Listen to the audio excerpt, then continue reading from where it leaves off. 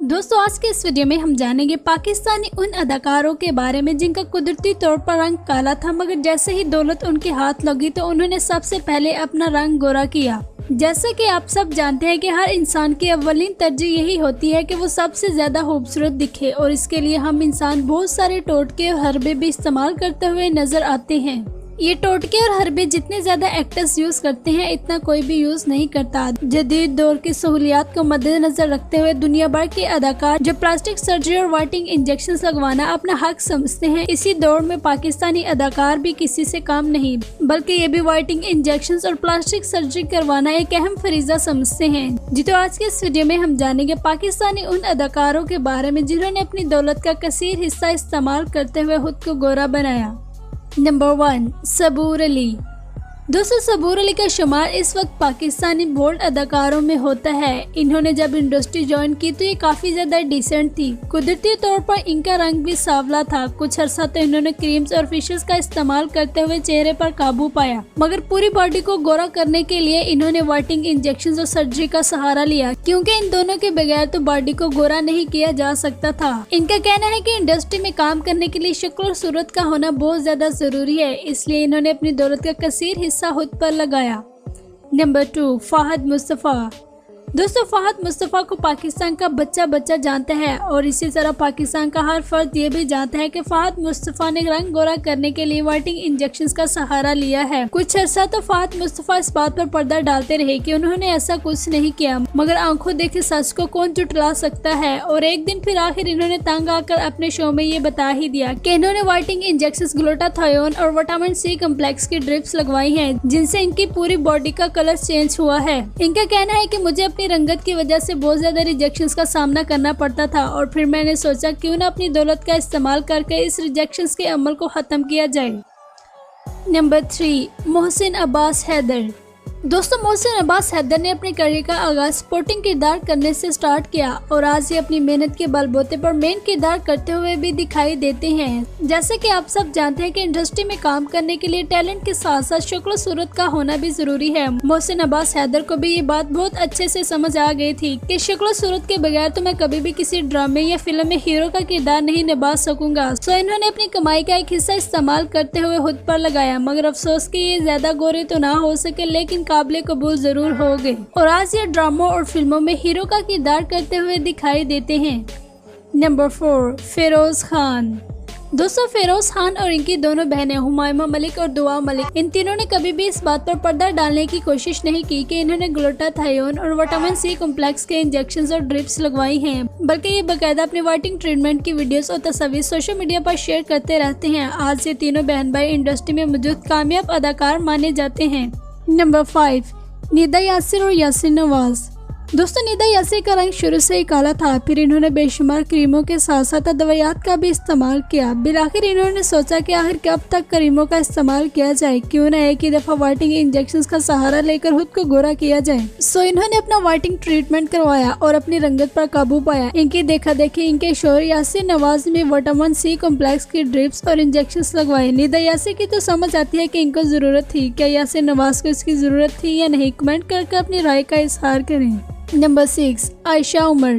दोस्तों, आयशा उमर की शोहरत की वजह ना ही तो कोई फिल्म बनी और ना ही कोई ड्रामा, बल्कि इनका बोल्ड होना बना। हैरियत से इनका रंग भी कुदरती तौर पर गोरा नहीं था, बल्कि इन्होंने भी अपने काले रंग को छुपाने के लिए बेशुमार दौलत का इस्तेमाल किया, और इन्होंने वाइटनिंग इंजेक्शंस का सहारा लिया। आज ये ना सिर्फ ड्रामों बल्कि पाकिस्तानी बड़ी बड़ी फिल्मों में भी काम करते हुए दिखाई देती हैं।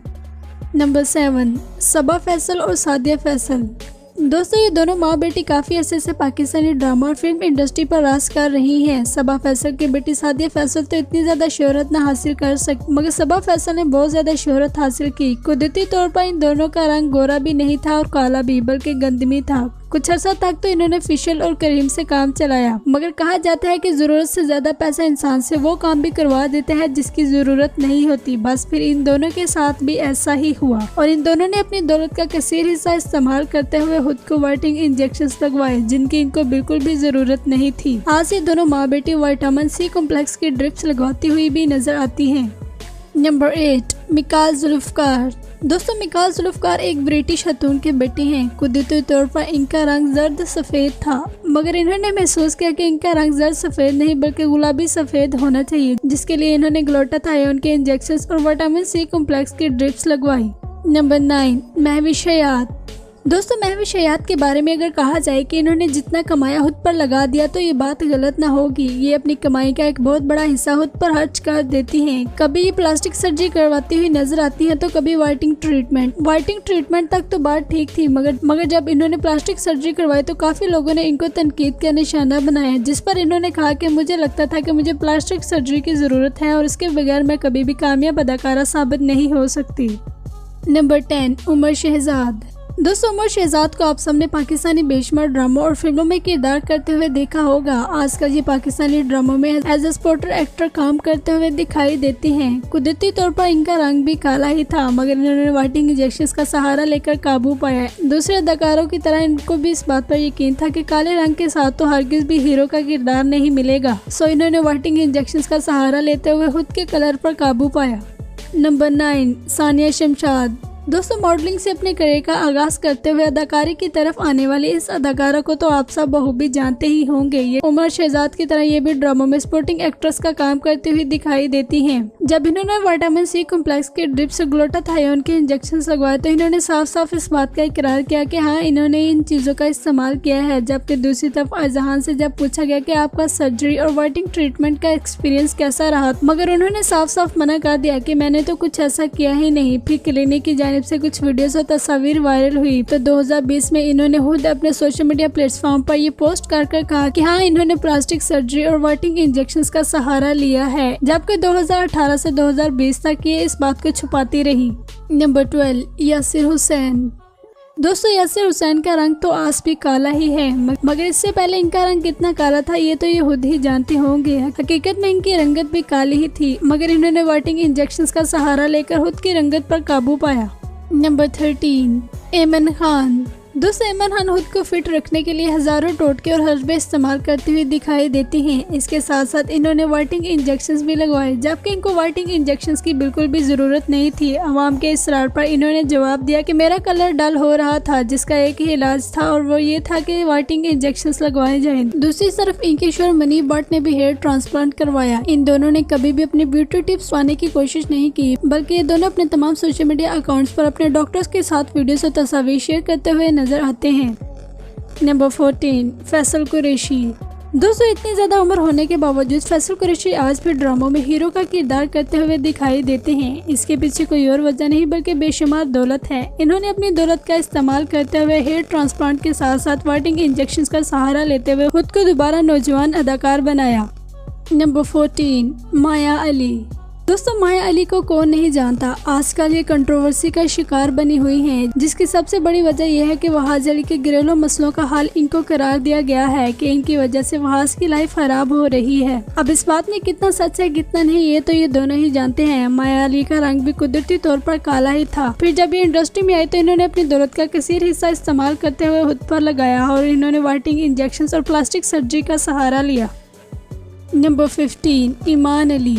दोस्तों, कहा जाता है कि जब भी कोई हाई बजट फिल्म बननी होती है तो उसकी सबसे पहले ऑफर ईमान अली को की जाती है। ईमान अली का कहना है कि इन्होंने बचपन इंतहाई गुर्बत में गुजारा। कुदरती तौर पर इनका रंग भी साफ नहीं था, मगर जैसे ही इन्होंने इंडस्ट्री में कदम रखा और 4 पैसे हाथ लगे तो इन्होंने भी अपनी रंगत पर सबसे पहले काबू पाया। आज से न सिर्फ इंडस्ट्री में मौजूद कामयाब अदाकारा मानी जाती है बल्कि पाकिस्तानी हसीन अदाकारों की लिस्ट में भी हैं। नंबर 16, सज्जल अली।